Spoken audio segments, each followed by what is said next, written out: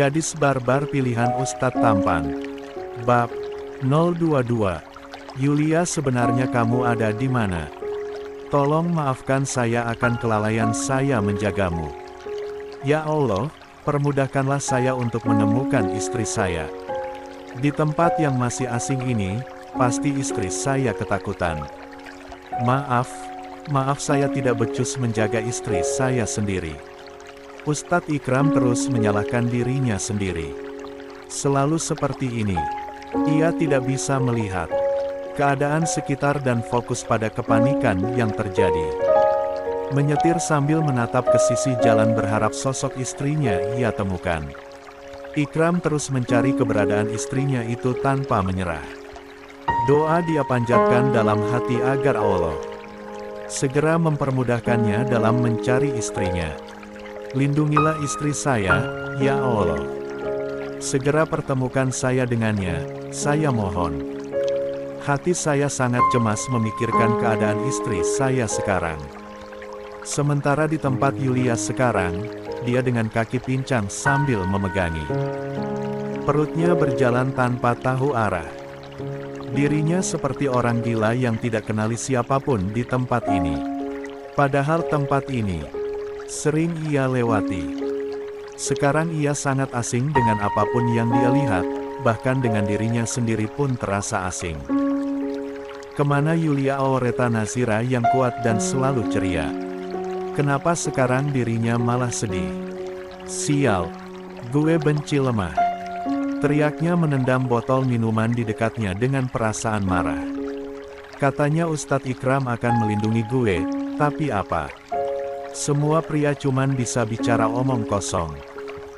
Persetanan dengan semua orang, Yulia tidak akan pernah berharap lagi pada sesuatu yang tidak akan pernah terwujud. Tidak, Yulia tidak akan pernah lagi percaya pada perkataan para pria di luar sana. Terutama suaminya sendiri. Ayahnya pun membuatnya kecewa. Semua orang di dekatnya telah membuatnya kecewa. Benar ternyata kata Kak Aish, berharap pada manusia itu menyakitkan, gumamnya menatap langit yang semakin mendung. Sepertinya kota Jakarta sebentar lagi akan turun hujan. Ia tahu di mana ia berada. Sekarang. Untuk sekarang ini ia ingin menjauh dari tempat yang membuatnya trauma. Demi Tuhan, Yulia tidak ingin melihat wajah mantan pacarnya yang brengsek itu. Ia benci, benar-benar benci pada Arthur. Perasaan cintanya sudah hilang digantikan kebencian yang tertanam di hatinya. Aku mencintaimu, suatu saat nanti kita akan menikah dan melahirkan anak-anak yang lucu. Perkataan Arthur dulu tiba-tiba terdengar di telinganya. Ia tersenyum sinis, ia tidak akan sudi menikah dengan mantan pacarnya itu. Untuk melihat wajahnya saja ia ingin menghajarnya. Ada apa dengan hidup gue sebenarnya? Tanyanya pada langit yang kini mulai turun rintikan hujan. Orang-orang sekitar mulai berlarian mencari tempat untuk berteduh, namun tidak dengan Yulia. Dia menikmati setiap rintikan hujan yang jatuh ke wajahnya, dan semakin lama hujan semakin turun membasahi bumi dengan derasnya. Kenapa bisa gue berpacaran selama 3 tahun dengan Arthur yang jelas gue tahu dia pria brengsek? Kenapa Yulia baru sadar sekarang? Tentu karena cinta. Cinta membuatnya buta. Cinta bisa membuat perasaan kita berubah begitu dengan kepribadian kita.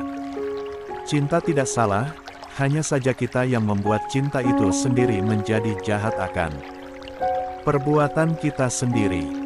Yulia, dia tertawa meratapi nasibnya yang sial ini. Seharusnya sejak awal lo jangan percayakan hati lo ini pada dia. Yulia sekarang menyesal, dan akhirnya ini akhir dari cintanya bersama Arthur. Sejak awal Arthur mencintainya tidak tulus, dia jatuh cinta karena fisiknya yang cantik dan juga tubuhnya. Jadi, hanya gue yang mencintai dia dengan tulus. Ia tertawa miris, menatap kedua tangannya dengan tatapan kosong. Masih teringat dengan jelas kenangannya bersama Arthur selama 3 tahun ini. dan sial ia. Baru sadar jika mantan pacarnya itu hanya menyukai fisiknya. Yulia menjatuhkan kedua kakinya, merasakan dingin yang menyeruak pada rongga tubuhnya. Namun hal itu tidak sebanding dengan luka yang menganga telah Arthur dan teman yang ia percayakan berhasil ditorehkan padanya. Come on Yulia, lo kuat. Jangan biarin para bajingan itu tertawa di atas penderitaan lo. Kedua tangannya terkepal kuat, dia menghapus kasar air mata di pipinya, lalu kembali berjalan dengan langkah lambat. Tubuhnya perih, apalagi bagian wajah, perut, dan juga kedua lengannya. Arthur bukan hanya melukai mentalnya tapi juga fisiknya. Pria itu gila karena menginginkan tubuhnya agar bisa hidup bersama-sama. Lebih baik ia mati dibandingkan harus bersama dengan pria gila itu. Hah, alur hidup gue benar-benar gila. Teriaknya melampiaskan rasa sesak di dada. Nggak ada kata maaf untuk kalian yang udah mengecewakan gue para bajingan. Keparat kalian. Gue berdoa semoga kalian merasakan sakit yang udah kalian torehkan pada gue. Kaki Yulia berhenti berjalan saat melihat genangan air yang memperlihatkan bayangan wajahnya. Di sana dirinya tidak baik-baik saja. Ia hancur namun mencoba untuk tetap kuat. Ya, dirinya harus kuat, jangan membiarkan orang yang menyakitimu bahagia. Hidup lo miris banget Yulia. Nggak ada seorang pun di dunia ini yang lo bisa andalkan. Ada Allah, dia yang selalu ada setiap detik untuknya. Tapi sayangnya Yulia tidak menyadarinya. Dia belum sadar siapa yang dia butuhnya dikala dirinya seperti ini. Dia hancur sendirian, bertahan sendiri, dan bangkit sendirian. Padahal jika dia dekat Allah, dia akan sadar jika selama ini ada Tuhan yang setia padanya. Menantikan perubahan yang terjadi dalam dirinya. Arthur adalah pria yang gue harapkan dia setia dan mencintai gue dengan tulus. Tapi, nyatanya gue dibodohi selama ini. Dia nggak tulus cinta sama gue. Sekarang siapa yang bisa gue percayakan? Ada saya yang akan selalu ada untukmu. Itu suara Ustadz Ikram yang pernah dia katakan padanya. Tapi nyatanya sekarang, ia berharap suaminya itu datang, tapi sayangnya itu hanyalah sebuah harapan yang sirna. Yulia tertawa namun air mata disertai air hujan membasahi wajahnya. Entah kenapa hatinya sakit saat kembali berharap suaminya datang dan membawanya pergi dari tempat ini. Jangan berharap Yulia, berharap pada seseorang akan membuat lo. Perkataannya terhenti saat mendengar suara kencang entah dari mana yang memanggil namanya. Yulia. Suara itu lah seketika menatap ke samping di mana pria yang memakai abaya putih berlari, menerjang derasnya hujan demi mendekatinya. Dia seakan tidak peduli pada pakaiannya yang basah. Ya Allah, Yulia, maafkan saya. Saya telah lalai menjagamu. Seru Ikram, matanya bergetar melihat kondisi istrinya yang tidak bisa dikatakan baik-baik saja. Ustadz Ikram segera melepaskan sorban di pundaknya lalu meletakkannya di kepala istrinya agar rambut yang terurai bisa tertutupi. Ustadz, Yulia memanggil dengan pelan dengan bibirnya yang sudah berubah menghitam karena kedinginan. Kenapa sangat lama menunggu Ustadz mencari keberadaanku? Dan saat itu juga, tangisannya pecah. Ia kira tidak akan ada seorang yang mencarinya, walaupun suaminya telat. Setidaknya dia menemukannya. Tubuh Ustadz Ikram semakin bergetar, rasa sesak seperti seolah-olah besi yang menghantam pada rongga dadanya dapat ia rasakan, apalagi saat melihat keadaan istrinya yang tidak baik-baik saja. Yulia maaf.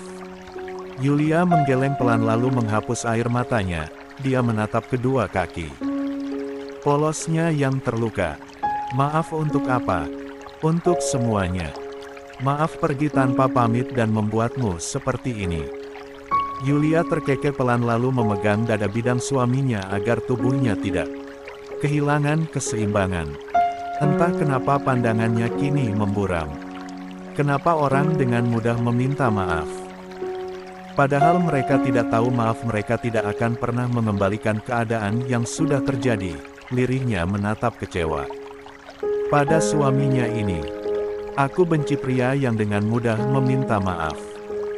Yulia menggeleng lalu memukul kepalanya agar pandangannya ini tidak mengabur.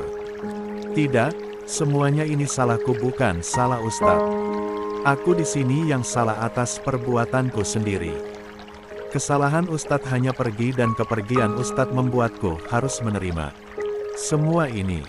Yulia mendongak, menatap suaminya yang terlihat cemas. Sebenarnya apa salahku? Kenapa semua orang yang aku percayakan mengkhianatiku? Padahal aku sudah baik. Bro. Perkataan Yulia terhenti saat dia akhirnya kehilangan kesadaran. Ustadz Ikram dengan cepat menahan tubuh istrinya yang akan jatuh ke tanah. Ya Allah, Yulia. Ikram tahu dia salah. Ini salahnya dan ia menyesali akan hal itu. Jika saja ia tidak meninggalkan istrinya sendirian, mungkin semua ini tidak akan terjadi. Sebenarnya apa yang terjadi padamu?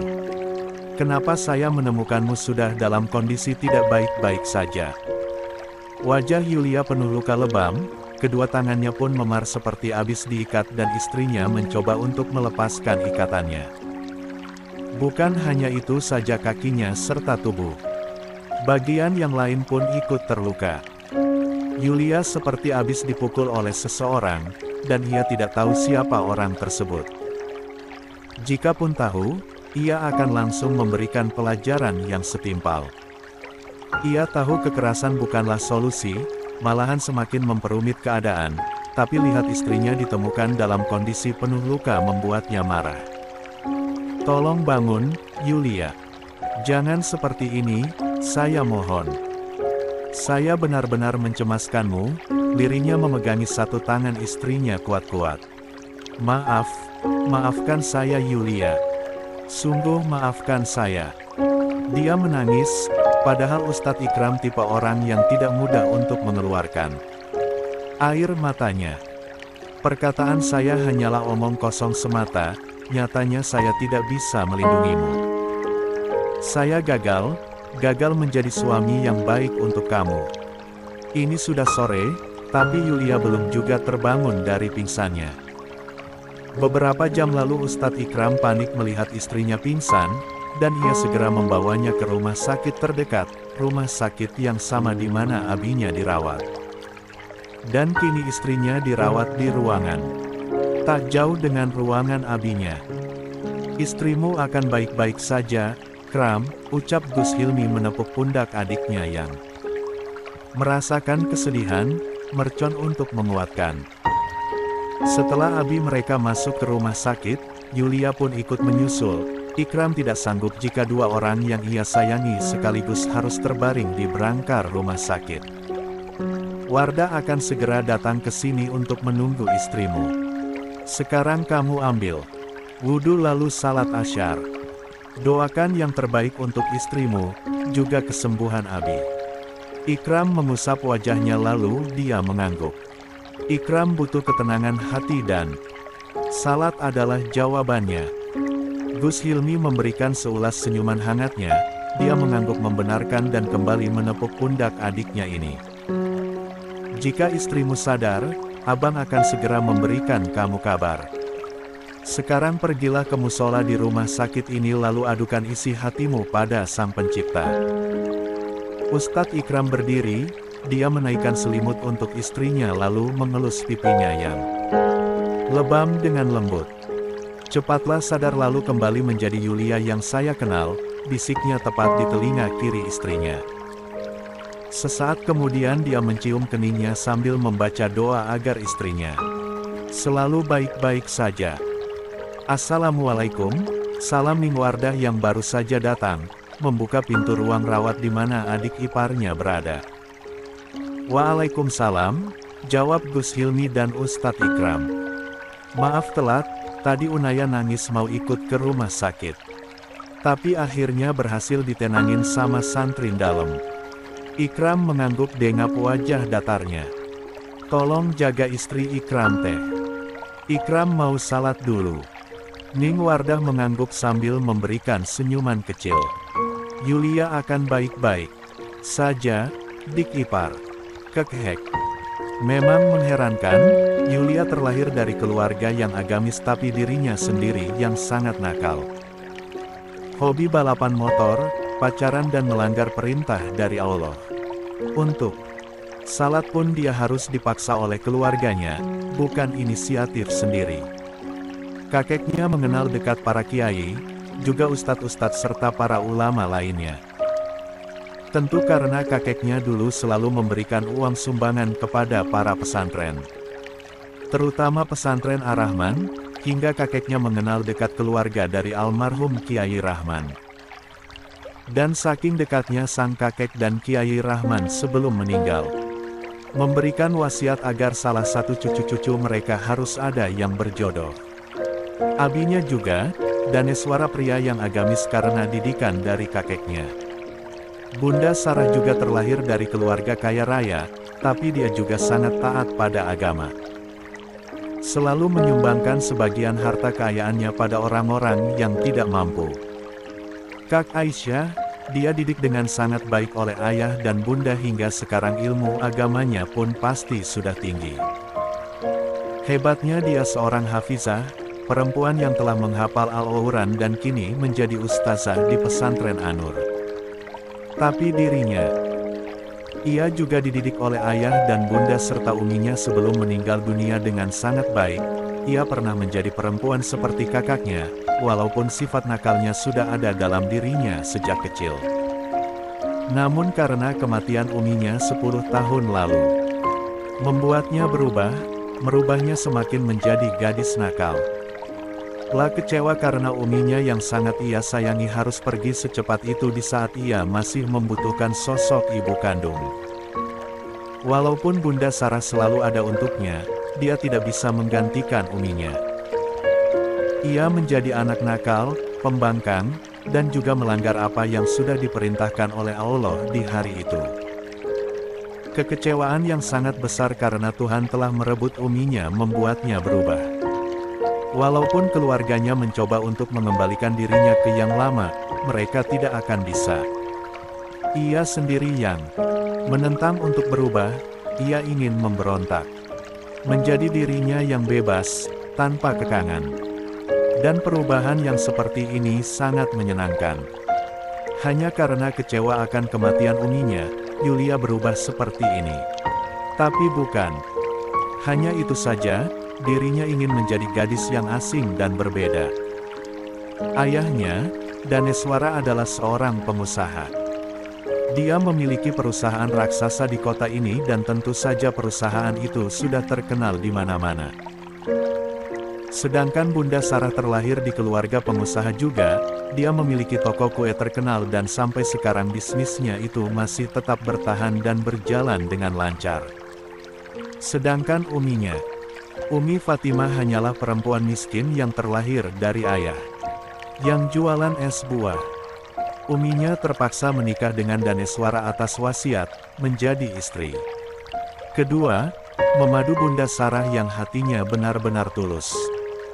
Dirinya lahir di antara mereka, ia merasa tidak pantas masuk ke bagian keluarga ini. Inilah salah satu alasan mengapa ia ingin menjadi gadis nakal. Ia ingin asing di keluarganya, lebih tepatnya keluarga yang telah ia rebut kebahagiaan. Menyetujui perjodohan bersama Ustadz Ikram menjadi pilihannya. Setidaknya ini bisa menuruti permintaan ayah dan bundanya. Dan hatinya yang tidak pantas masuk bagian dari keluarga mereka perlahan menghilang, dan kini ia menjalani kehidupan baru. Namun, ia tidak menyangka kehidupan barunya ini sangat membuatnya tak nyaman. Apalagi dengan Ustadz Ikram, suaminya itu selalu mengatur dan membatasi segala aktivitasnya. Ia tidak suka, 10 tahun telah membuatnya berubah, ia ingin tetap menjadi seperti ini. Tapi sepertinya Ustadz Ikram menang, dia selalu membuatnya pasrah akan caranya. Dan sekarang ia sadar akan kesalahannya. 10 tahun hidup bebas dan selalu menjadi gadis pembangkang, setelah menikah dengan Ustadz Ikram akhirnya ia sadar. Apalagi saat Allah memberikan dirinya petunjuk akan sisi lain dari orang-orang yang selalu ada untuknya.